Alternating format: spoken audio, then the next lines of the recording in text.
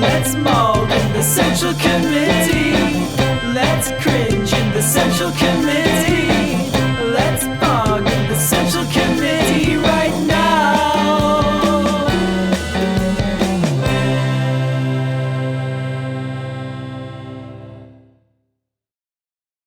All right. So the police have uncovered a possible plot by a militia to breach the Capitol. This is the QAnon attack. Capitol Police say they have uncovered intelligence of a possible plot by a militia group to breach the U.S. Capitol on Thursday, nearly 2 months after a mob of supporters, blah, blah, blah, did the same. The threat appears to be connected to a far-right conspiracy theory, mainly promoted by supporters of QAnon, that Trump will rise again to power on March 4th. Hey, Chad, today's the day. Trump's gonna come. Hey, depressed progressive. Thanks for the tier 1. Trump's coming back today, apparently. Today's the day that Trump will again rise to power on March 4th. That was the original presidential inauguration day until 1933, when it was moved to January 20th. That damn FDR, he's a fake president. He's the one. FDR, he gave me that Social Security. Yeah, we should get rid of... Wait a minute, I need that Social Security. What are you talking about? America's not fake about Social Security. Okay? America's not fake when you're talking about my Social Security, but other than that, America's fake. Whoa, take away your Medicare. Wait a minute, America's not fake for my Medicare either. I need that for my bunions and my diabetes. Can't get rid of that Medicare. Okay, America's real for Social Security and Medicare, but it's fake for everything else. Okay. All right, well, I guess you won't need this lie heap. Well, I need the lie heap to warm my house. I got to get that heating oil, and I can't afford those prices without the government lie heap.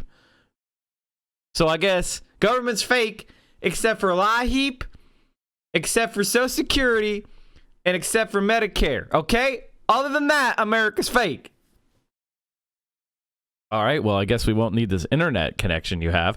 Okay, the America's fake except for the internet, Social Security, Medicare, lie heap. All right? God damn it. All right, let's keep going. Online chatter identified by authorities included discussions among members of the 3%ers, an anti-government militia group, concerning possible plots against the Capitol on Thursday, according to 2 law enforcement officials who were not authorized to speak publicly and spoke on condition of anonymity. Members of the 3%ers were among those who stormed the Capitol on January 6th. The U.S. House was abruptly wrapping its work for the week Wednesday night, given the threat of violence. This is such bullshit. Fuck this. Don't be scared of these little rats. They're not gonna do shit. If there's even one real guard who looks like they mean business, none of these militia guys are gonna do shit. Get the hell out of here. The only reason that the whole Capitol breach happened is because the cops were not prepared. It didn't push back. Give me a fucking break. What date will QAnon say after this? I'm calling it June 14th. That's Trump's birthday.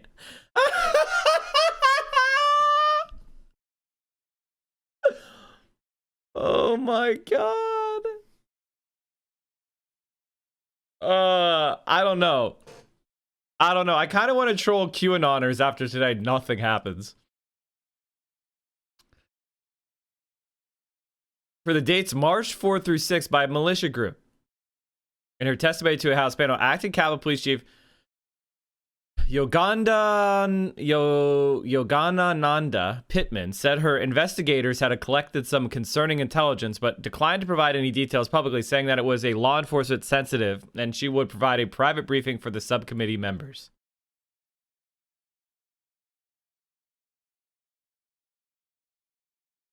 Federal agents were seeking to determine whether there was an increase in the number of hotel rooms being rented in Washington, as well as monitoring flights to the area, car rental reservations, and any buses being chartered to bring groups into the Capitol.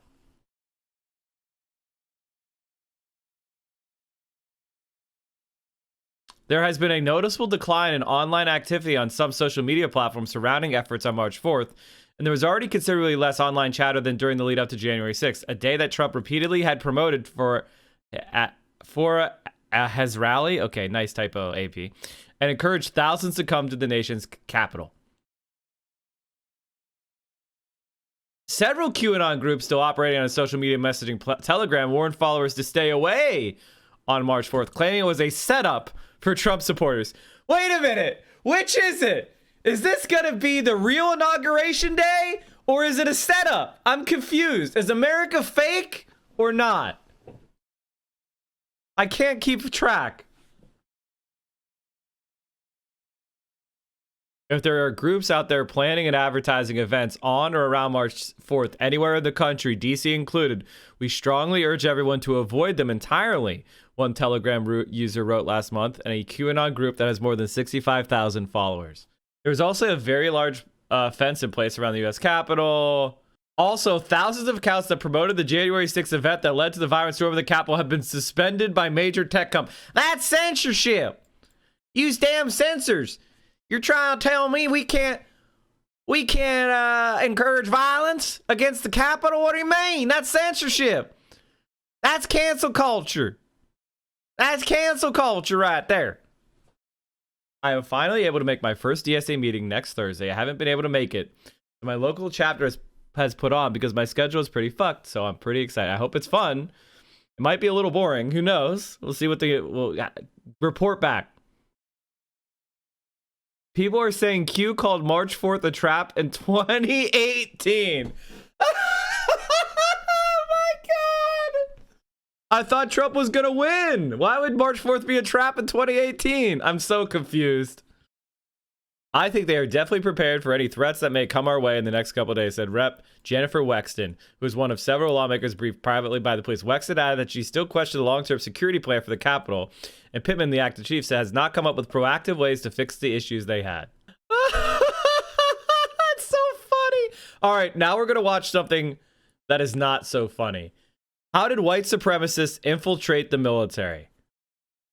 Oh, boy. Right-wing violence has raged in the U.S. for decades.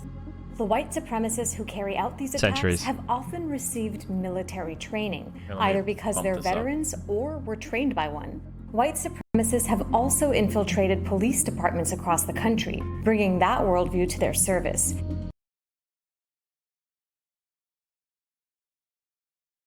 Holy shit. Some of those that work forces are the same that burn crosses. Some of those who work forces are the same that burn crosses. So why did U.S. institutions like the military, government, and police ignore these warnings until January 6th? Hey guys, I'm Dina, and today we're going to look at the widespread problem of white supremacist infiltration among active and retired military personnel, and if anything can be done now to solve it.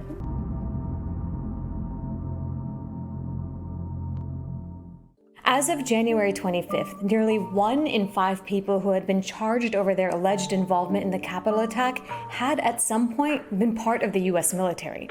The Associated Press noted that the tactics used in some elements of the Capitol mob, like this Ranger file formation, demonstrated that these rioters either had military training or had been trained by those who did. And at least 31 police officers are currently being scrutinized by their departments over suspected involvement in the riot. This didn't come out of nowhere. In 2009, the Department of Homeland Security noted that white supremacist and By the way, chat, a Fed from the DEA, of course, was recently suspended. I think I have that story. Maybe I don't. There it is. DA agent suspended after allegedly being in crowd outside Capitol siege. U.S. suspends federal agent who joined crowd outside Capitol during rampage, lawyer says. The U.S. Drug Enforcement Administration has suspended an agent who was outside the Capitol when a mob of Donald Trump supporters stormed the building. The agent, Mark Ibrahim, declined to comment other than to say in a phone interview that he had never entered the building.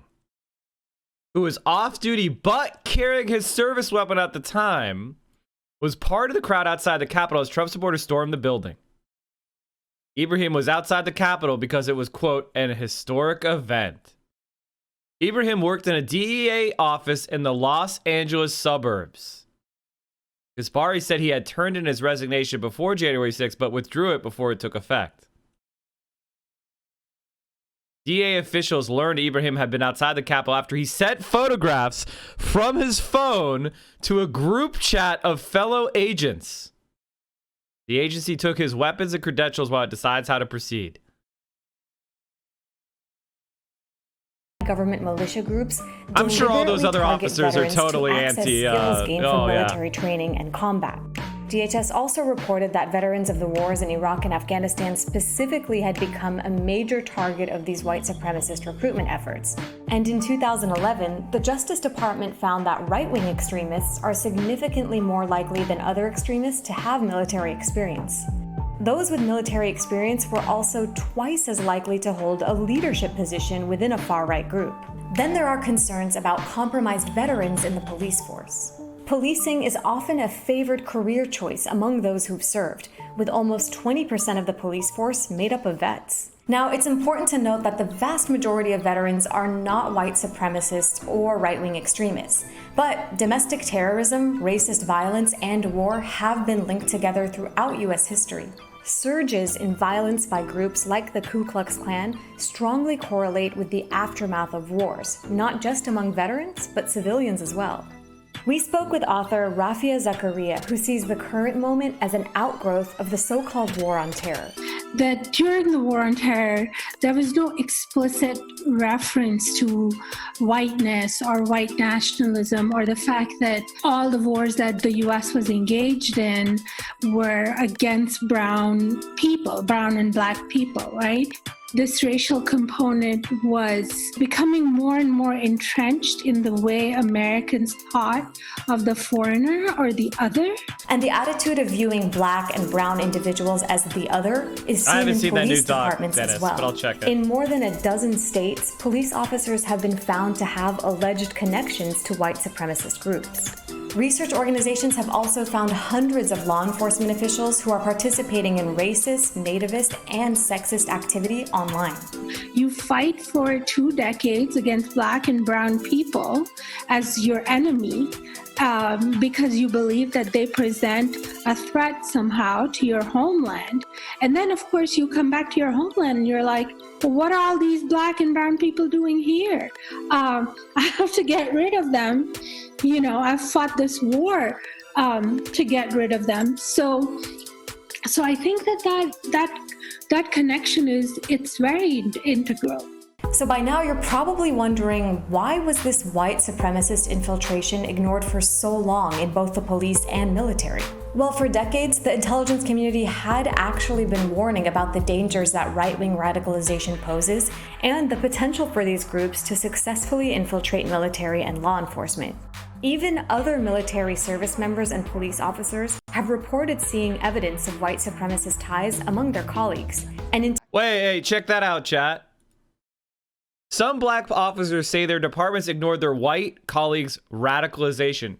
So, chat, do you know what? There's a very famous police department that happened in.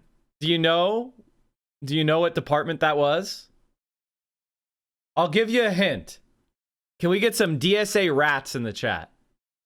All of you, obviously the LAPD. But can we get some DSA rats in the chat? I encourage you to read this story. Mayor Pete's invisible black police.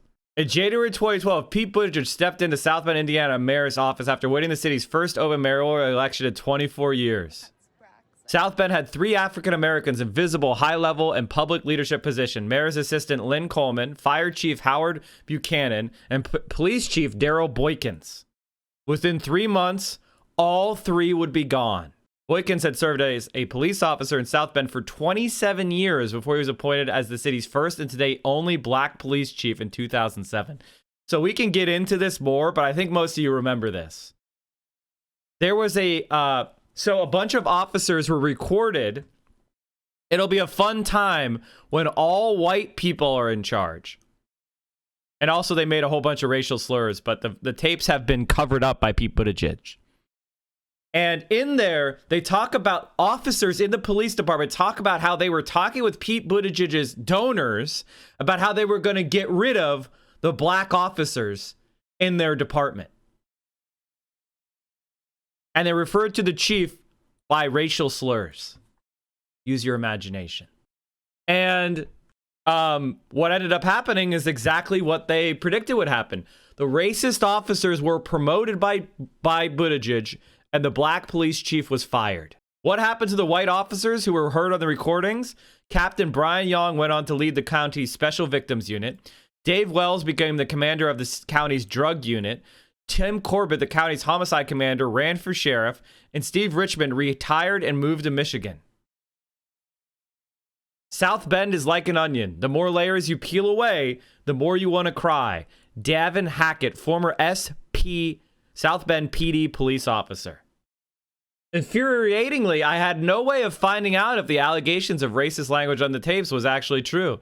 The entire crisis was the result of the fact that the recordings were allegedly made in violation of the law. They were not. They were recorded. There was a monitoring system on the police department's own phones.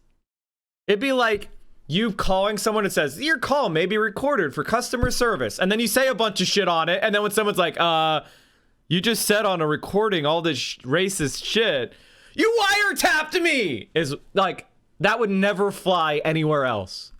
So anyway, just want to know, Pete Buttigieg is part of the problem. Supremacist ties among their colleagues. And in 2019, and it gets even worse. I could get into that and spend an hour on it, but I don't feel like it. Fuck Pete Buttigieg. She's scum. Just remember that. A U.S. House Oversight Committee held the first of several hearings about this threat. It's okay, White the slurs were in supremacists today private. constitute the most significant threat of domestic terror in the United States, but the federal government lacks a comprehensive and cohesive strategy for addressing. Oh, and let me close it out real quick. Under Pete Buttigieg, black officers, when Pete Buttigieg became mayor in 2012, the South Bend Police Department was 11% black.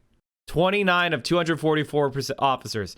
There were 28 officers in 2013, 26 in 2014, and by the time Buttigieg announced his run for president, the South Bend police force was 6% black, with 15 black officers. So prior to Pete being elected, white officers were recorded talking about how they were going to get rid of all the blacks, and it was great. It'll be great when the whites are in charge. And they said it's because they had connections with Pete Buttigieg's donors. And by the time Pete leaves, half the officers have left that are black, the department, and all the senior leaders that were black have been demoted or fired. I think it's probably just a coincidence. The problem. Before that hearing, Representative Jamie Raskin released an unredacted FBI threat assessment. That report actually detailed the dangers presented by white supremacists who infiltrate law enforcement communities or recruit law enforcement personnel. But the report wasn't new. It was from 2006. It also described specific incidents of law enforcement officials cooperating with white supremacist groups. In one case, a California corrections officer collaborated with a literal Nazi prison gang and even called himself a, quote, government infiltrator. You know who Raskin's... Okay, this is totally childish, but I want to show you who Raskin's hair reminds me of. Here it is. He needs 3 consecutive strikes to win it all. I need you now more than ever. I need you. This is who's Raskin's hair reminds me of.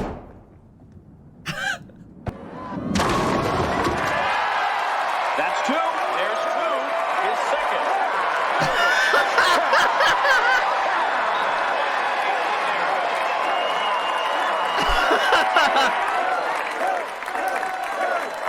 Roy Munson to be forced to sit and watch.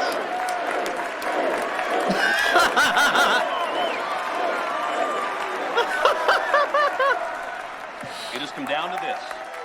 1 ball. Okay, we're not gonna ruin the movie for you, chat. Supremacist groups.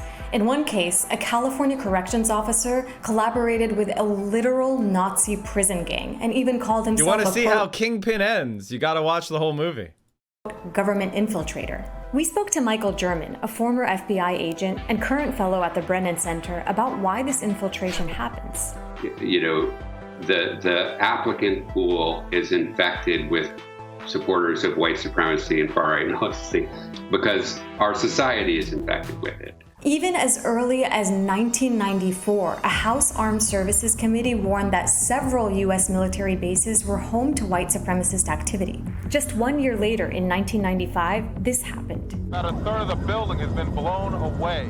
Gulf War veteran Timothy McVeigh orchestrated the Oklahoma City bombing, the deadliest domestic terror How many attack of you are in too US young to remember this? How many of you are too young to remember this?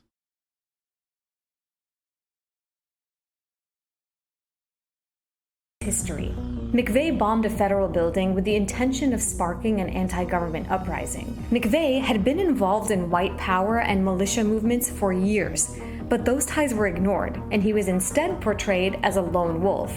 And he's not the only one to be classified as such. When it is a perpetrator of some violent event happens to be a person of color, the government is very quick to blame it on a larger group of people or people who share an ideology or a political goal. But when it's a white perpetrator, even if their connections to white supremacist organizations or far-right militant groups are very clear in public, the FBI and state and local law enforcement tend to treat that as a standalone offense. And that undermines our ability to understand the organized nature of the criminality and address the problem more systemically. Snorlax thinks I'm 32, chat. Snorlax thinks I'm 32. Well, thank you, Snorlax. That's very kind of you. Incident from the early Obama years shows the importance of keeping tabs on white supremacist organizing and the dangers of ignoring these groups. Remember that 2009 DHS report we mentioned earlier? Well, its warnings were ignored, and its findings were immediately politicized by, you guessed it, the Republican Party. When you look at this report on right-wing extremists, it includes about 2/3 of Americans who might go to church, who may have served in the military, who may be involved in community activities. It's bizarre. In response, DHS Secretary Janet Napolitano disavowed the report and apologized to veterans. Then, a DHS unit investigating right-wing extremism was largely dismantled. This meant that no one at DHS was keeping tabs on the white power movement's growth or its effort to strengthen ties with military and law enforcement. And then in 2017, this happened. I, Donald John Trump, do solemnly swear. Once Trump took office, there was little hope in tackling the issue of white supremacy. Just days after being inaugurated, his administration rescinded a grant to Life After Hate, an organization focused on de-radicalizing white supremacists. The number of hate groups Now, why would he grew do under- that, chat? Why would Donald Trump go out of his way to defund Life After Hate? That's odd. I wonder. Trump, hitting a record high of 1,020 in 2018. By 2020, that number was down to 838, but this is still alarmingly high. With Trump in office, white supremacist groups, which had largely been hiding in the deep recesses of the internet, began spilling out into the real world. Most notably in Charlottesville in August 2017. You will not replace us!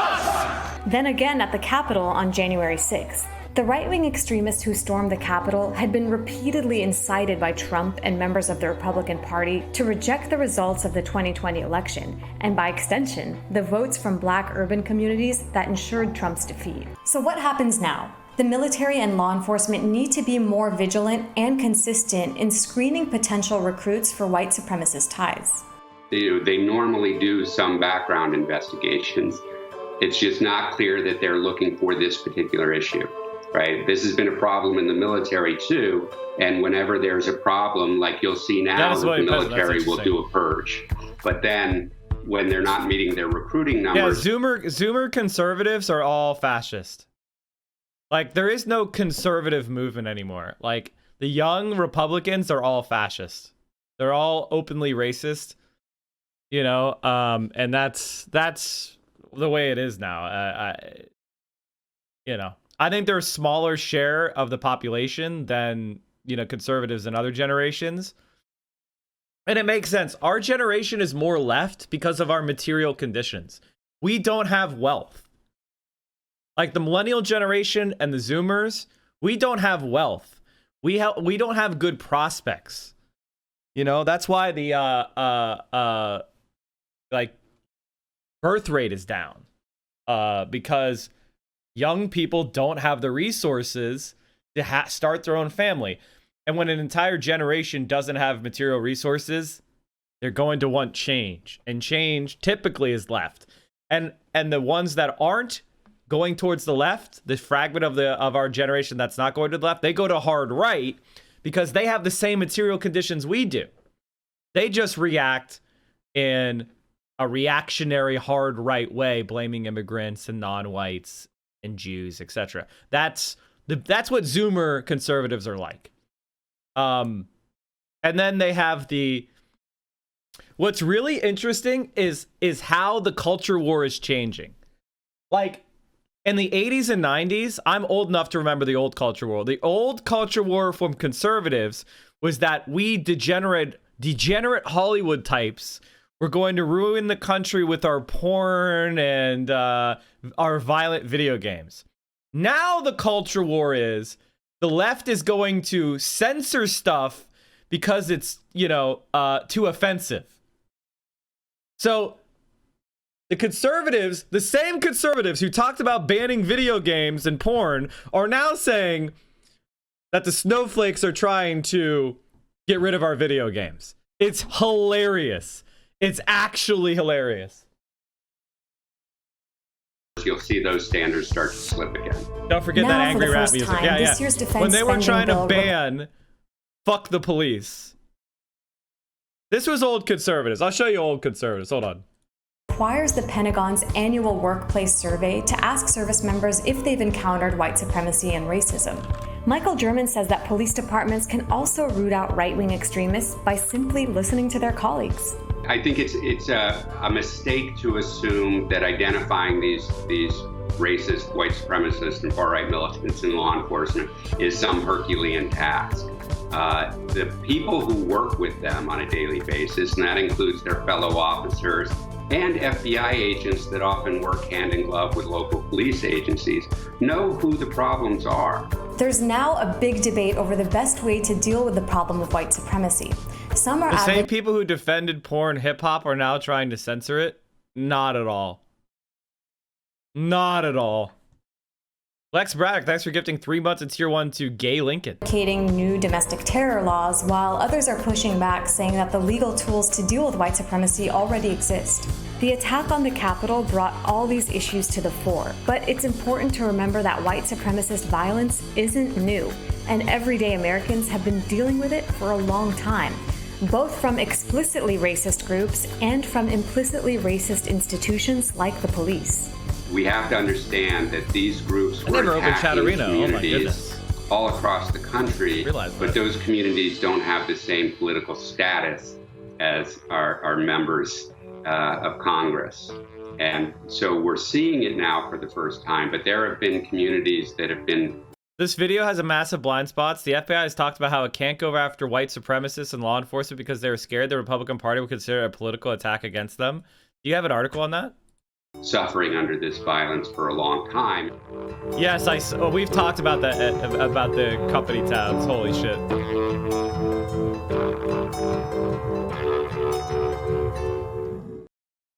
All right, chat, let me show you something that's actually wild. This is actual cancel culture.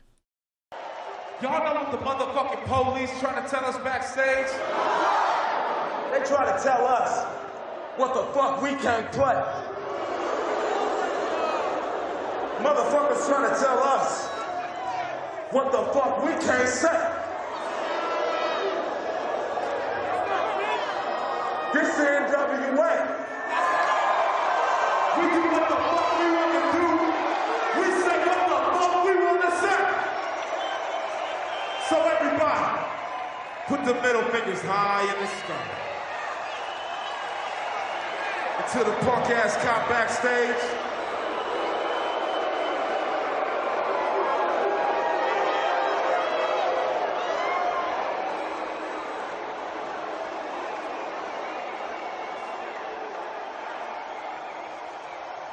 Yo, Drake. What up? I got something to say. And then what actually happened, this happened in Detroit. What happened? Cops came up, declared the concert a riot, and tried to storm the stage to arrest NWA.